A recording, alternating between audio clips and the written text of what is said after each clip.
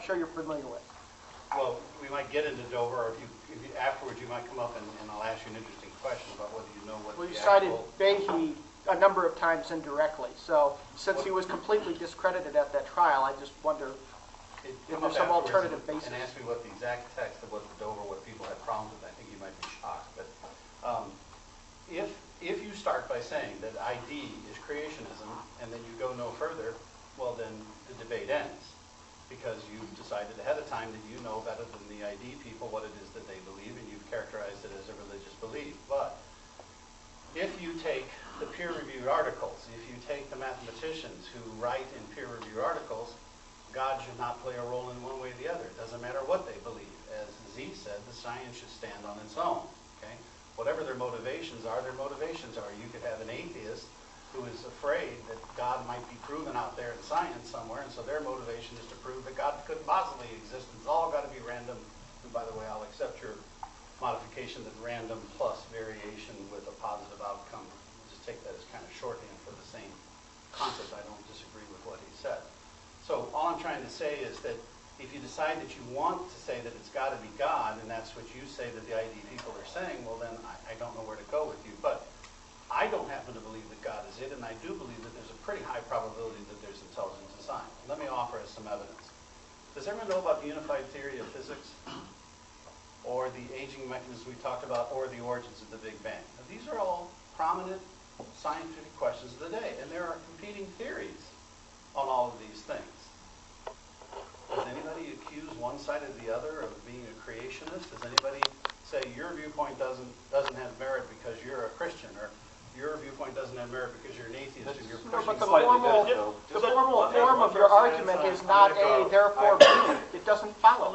Sorry, I imagine one of our question hands probably wants to address. So I just wanted to say that I'm not here to try in a scientific way to propose a theory of intelligent design that would be satisfying to you. I am here to say that the intelligent design scientists are serious scientists who are pursuing serious science questions, and they should not be dismissed ad hominem. Mike. Okay. Well, I think Z would grant your point that science does change over time and we find new things. So, you know, the way we see evolutionary theory might be slightly different 50 years from now from what we see it to be now. But the way I understand the term intelligent design implies that there is some intelligence doing the designing. And I'll grant that, you know, let's toss God aside. I think if you're saying that intelligent design is more reasonable than evolution, I would like to hear what designer you think is more reasonable. Do you think it's space aliens? If it's space aliens, you know, what about that first intelligent species of space aliens? You know, did they evolve? You know, are we all in a computer simulation? What do you think is more reasonable than evolution?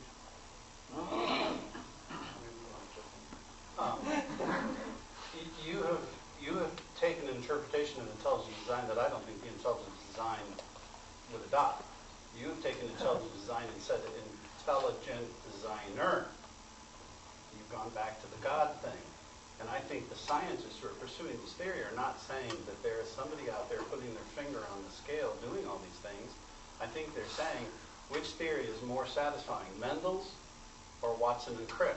If you believe that Watson and Crick is more satisfying to you, and you say, well, the DNA sequence and the DNA genome sequencing and so on and so forth is a much more elegant, intelligent way of looking at how inherited characteristics are passed on, I don't know that you would necessarily disagree with that. And in that sense, that's what intelligent design is all about. I'll take Ken's question. I had a very short thing, or I have to tack on something quick before I ask the question. Do you speak up realize that Watson and Crick is not a separate theory from Mendel, but in addition to it, a clarification of it, right? That's my point. That seems And okay, my question is, are you trying to say that intelligent design is a clarification of... Could very well be. Let Ken make his... Yeah, let's...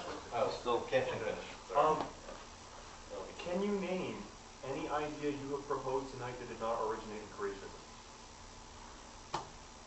Not being familiar with creationism, I don't know how to answer the question. I can give you the names of the scientists who have done the peer-reviewed work, and you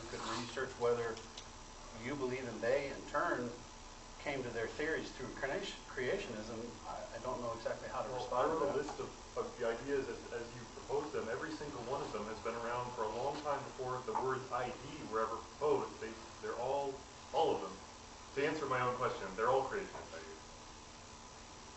None of them are adding anything new to the conversation. Well, I mean, there's a spectrum of creationisms from people that believe in some kind of alien intelligent design to all sorts of different versions of God. If you come up afterwards, I'd be happy to show you the peer-reviewed articles that, the one that won in the successful court case, the Smithsonian, so on and so forth, and you could go research those yourself and then determine whether you believe that they were derived from a creationistic viewpoint. I don't know. But the science should stand alone regardless of the origin of its science. I'd just like to make one point. I don't think any evolutionists, or whatever you want to call them, would deny the fact that there is design in nature, in snowflakes, in the vertebrate pattern, in bilateral creatures. But the question is, where does that design come from? And I think someone who thinks that the theory of natural selection explains a lot would say that it has been explained how design evolves. And there's a whole book on that now by a geneticist, a very interesting and well-written book by Sean Carroll. In fact, it's a few years old. And it's called Endless Farms Most Beautiful. Taken 4 words. And, that's a great book that sort of explains how design does evolve. And he also talks about the irreducible complexity. He talks about the Cambrian explosion and these things. So it's an up-to-date look at the biology of